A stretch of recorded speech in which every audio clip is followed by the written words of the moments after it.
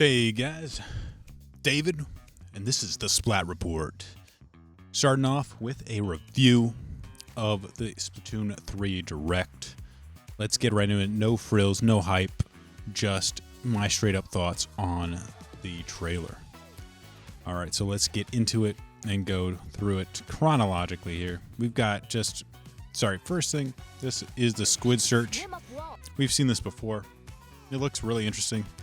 I'm not sure if it'll work too super well. I think that one of the things they showed is a squid roll, and they said, well,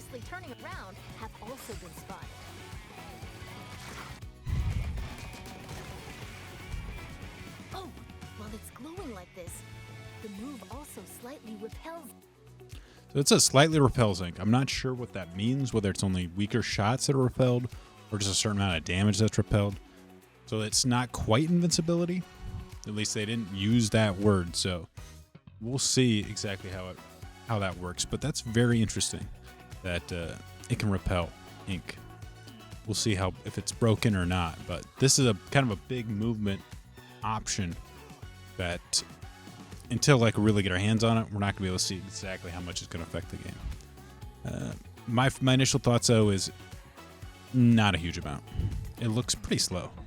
Got some old maps back. A Hammerhead Bridge has been completely redesigned, but I think even if you look at like Museum de Lafonso, they still have some things like that one rotating thing in it. But I think they did a big redesign on it too. Nintendo has a very different style of map design philosophy, and I think it's getting better and better. They're getting better at balancing out these maps, making them play smoother. So I'm actually pretty glad that they're redoing some of this stuff. Mahi Resort's back. Doesn't look super different, but I think there is definitely some changes here. It looks great though. I really like Mahi. More stages going to be added. This is Flounder Heights. This is something totally new. They had some other stages coming back. I don't know if I can scrub to get it. Doesn't matter. Some old maps are coming back, which is very nice. On top of that, New weapon, Stringer. We actually have already seen this weapon. specific weapon types, such as the bow like Yeah, here is again. stringers, will make their destructive debut. My first impression is it doesn't look super good. Here's the new one. We've also verified a new weapon type called Splatanas. It's basically a squeegee with a sponge squeegee with ink on it. This is the Splatana Wiper. Send blades of ink flying with the centrifugal force generated by swinging. This is actually a really interesting way. It just goes out straight and then stops. There's no arc on it, which is kind of bizarre. And also notice here, the way it paints looks really bad. Swing after It has that vertical flick that, you can charge up a little bit, kind of similar to a roller. But to me, for a weapon that wants to get in and close to people, it doesn't paint too well in front of it. So it's a little on the slow side there. charging up a bit, and it'll transform into a charged It does. slash. If you see that jump there, that's interesting. As expected, it's powerful as a long-range attack, but the charged slash at close range. So this charge slash at close range. So this can one-shot, but my first impression, not great. Does not look super good. I mean, maybe if you're super good. I mean, will be someone that's super good that can really use it to its full potential. But to me, unless it's normal slashes are decent, I don't see this being a super good weapon. So quite devastating. Let's dive into the weapons that can help you claim even more turf. Special weapons. Yeah, that's what. Yeah, special weapons, got it. Tacticooler. You'll find in-game. This is kind of an interesting concept where it's you shoot out, power-ups for each other. I'm not sure if this thing will act as a platform, also to block shots. Kind of looks like it has a hitbox, so that part's cool. And I'm not sure if the buffs are any good. This is one thing that could be really useful or just complete crap. My biggest concern playing single player or solo is that you'll just lay this thing out, and then nobody will bother picking any of the power-ups up. So it'll be interesting to see how long this lasts on the map, to a point where like someone could die, come back, and then pick this up on their way out. Beverages stored inside. These have a This wave breaker actually looks really interesting. These, one of the things you saw with the salmonoids too is they have this shockwave thing. It acting as an echolocator and doing some damage is pretty cool. The fact that you can dodge it by jumping, also an interesting interaction, but I don't think that really diminish its power, because having to jump, especially in the middle of a firefight, is kind of difficult to, time the waves from this and avoid being shot. People jump in combat all the time, but it's usually in the middle of a firefight with against someone else. So I could definitely see this being good, especially, in like they kind of showed off in Wahoo World in the center. I'm sure there's some areas where, especially we'll see whether it travels. It kind of looks. Let's take a look at this again. Like if the shockwave travels up onto objects in its range too, that's going to be pretty darn good. Because like if you're trying to hide on a wall or something and it still hits you, that's going to be very nice. All right, the reef slider. Build up power. To me, this seems like kind of similar to the splashdown. To me, this doesn't seem that good. Like this seems like this is showing off in its ideal case when you have a slope to travel up. I don't know if it's going to be able to travel up walls, how it's going to travel down walls, but to me, this doesn't look super good. All right, maybe it's something you can just charge really quick and then use it immediately. It blows up immediately, but I don't know. This one, first looking at it, I just don't see it being that good. Once the attack ends, and return. Booyah. All right, so we got some return specials after the reef slider. 10 of missiles coming back. No one was happy about it. I haven't really played the game in a while, so I don't mind 10 of missiles. We'll see. For the longest time, they were useless. So let's keep that in mind. They might have nerfed them. There might just be better options here, so they might necessarily be a problem. Inkstorm's back. Let's see. Ultra Stamp. Inkjet's back. Inkjet was a great special. I really like it. I think it's a very fair special. Very good on a Slayer. Booyah Bomb. Again, great special. Only one I thought was kind of weird is Ultra Stamp. Ultra Stamp for me was a little inconsistent. I hope they do something with it. I really like the Sheldon license system. I think this is a cool idea to separate this from coins. That way it's a lot easier to obtain the weapons, where you don't have to choose between getting gear and getting weapons. I know they mentioned you can obtain it by leveling up, exchange them for stuff. Apparently people that have it already are going to be able to get it. Are you going to be able to get some right off the bat? Special reward. Of course, you have to reach certain levels in order to get it. This is, I think, a cool system that's going to help players earn these things faster without having to do a ton of ranked battles. And it seems like Salmon Run's going to help you able to earn these things too. So you can play casually, playing Salmon Run, Turf War, still get access to the weapons. Very cool. Clothing, headgear. This is pretty much stayed the same. Now they got different people. Intensified action. This actually looks like a pretty cool ability.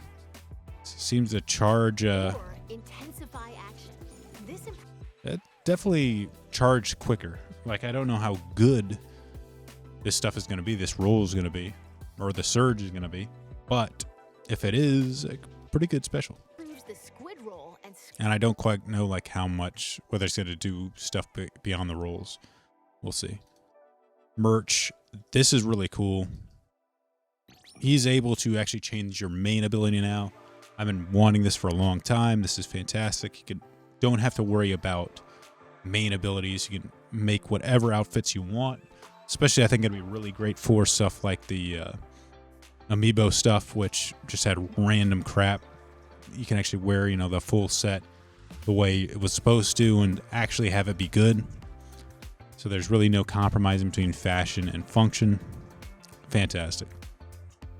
All right. Zones in Splat. So I'll basically every 4 of these ranked battles are back. Splat zones, tower control, turf, rainmaker, clan blitz. They did, I guess, change. You need 8 for. I've heard that you need 8 for a power clan now.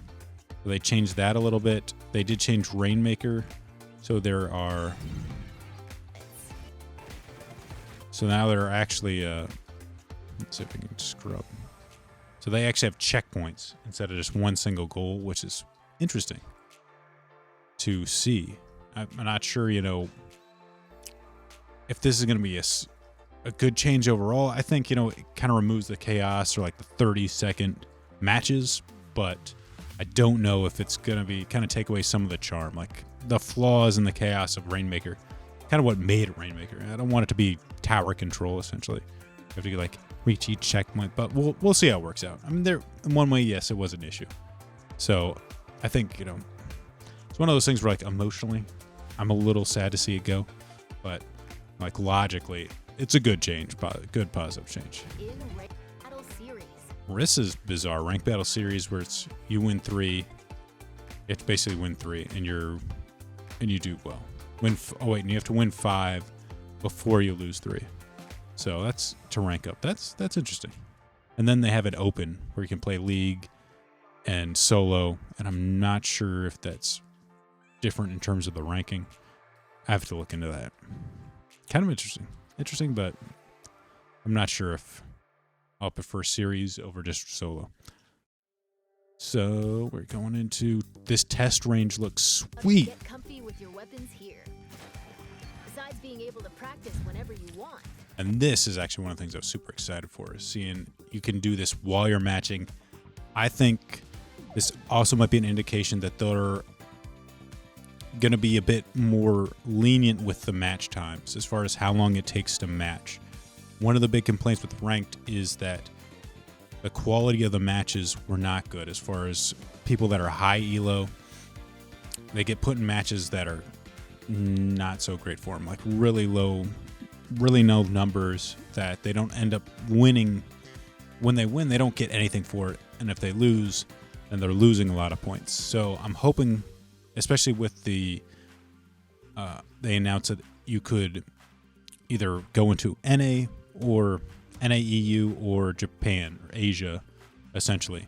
This is going to be like Europe, America, Asia as the 2 different queues. You can choose which one you want to go into. So, which could, again, create longer lobby times on its own, but I'm hoping that they're going to do something as far as when you're high elo, it's going to take longer to queue, but they're going to give you a better match instead.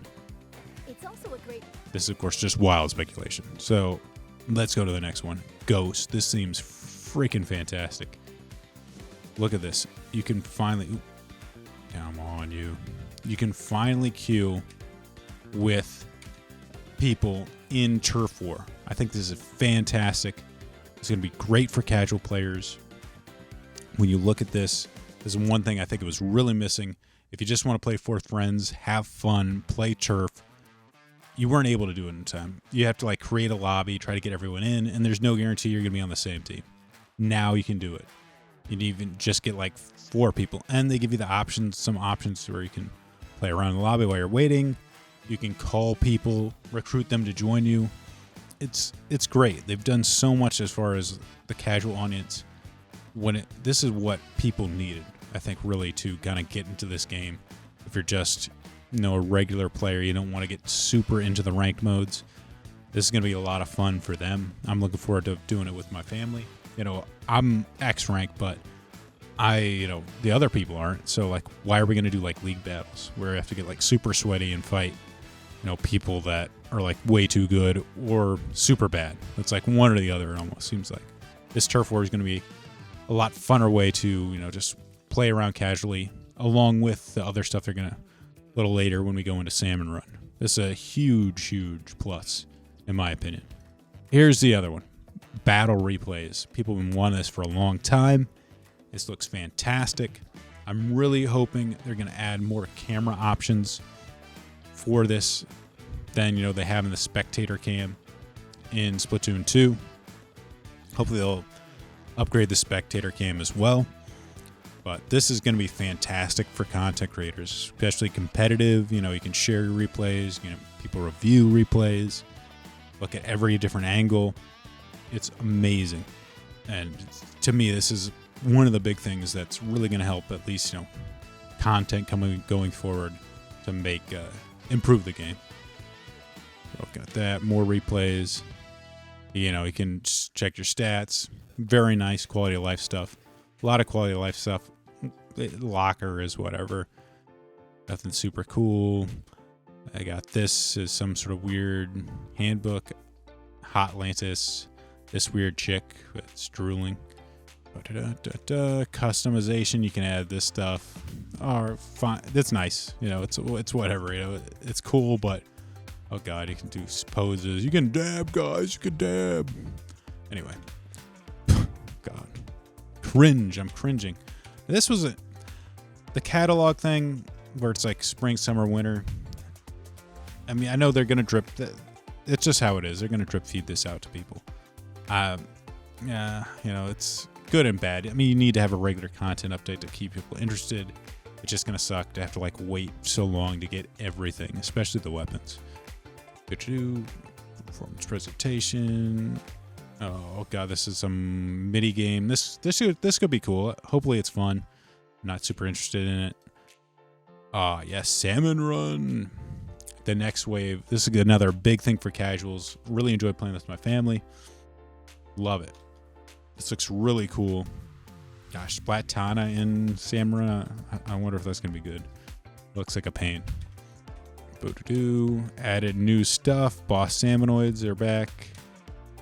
This one was the First up, the Slammin' Lid. Slammin' Lid, baby. It creates barriers and protects salmonids on the ground. And then, of course, you know, it goes down. Then you can attack it. Very cool.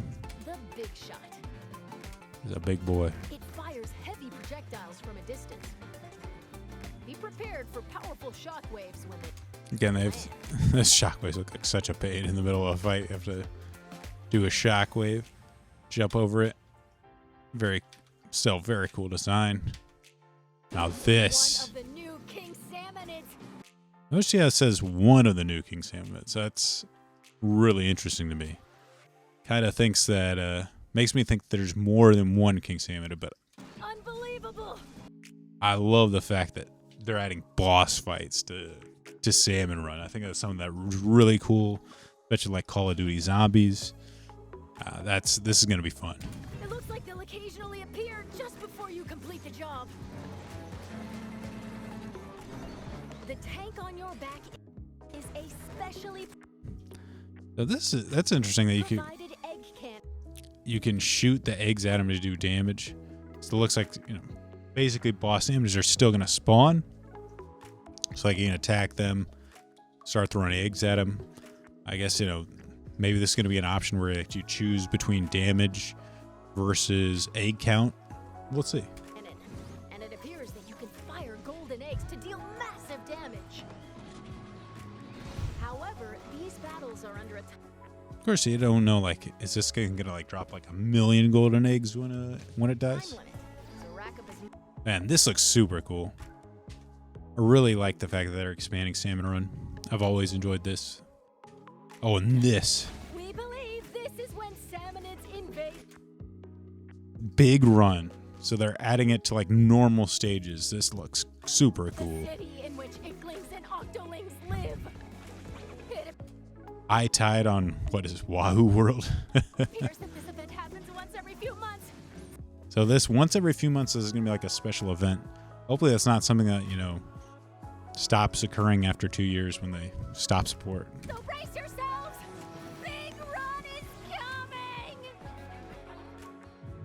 By the way, can I mention that the VA in this is super annoying?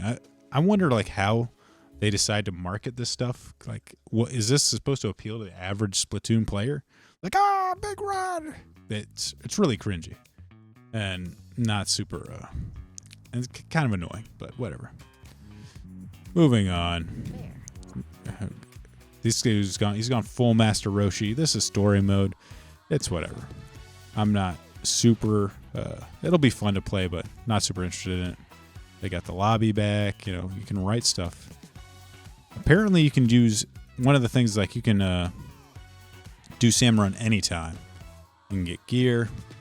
Help Sean on his journey. Splatnet, hey, it's a thing. Amiibos are back. Wow, who cares? New Amiibos announced. Whatever. I'll probably buy them, but it's kind of like, whoa, whatever. Give us money. The updates are coming. They're gonna do that for 2 years with an expansion. X rank is coming at some point. Based on your Anarchy battle results, And League battle. So like we're gonna drip feed you stuff. So pay attention. Like this isn't just it, guys. We're slowly release it and make it a full game. Another typical Nintendo style. Whoa, no, hold it right there. It's forehead. And this chick with the one eye and a big band. Whoa, deep cut. They look pretty ugly in my opinion, but whatever. It's probably something that's gonna grow on you as it goes. I just wish they they just get weirder and weirder with these designs. I think Marie was probably still the best looking of the idols, but whatever. Deep cut. Da-da-da.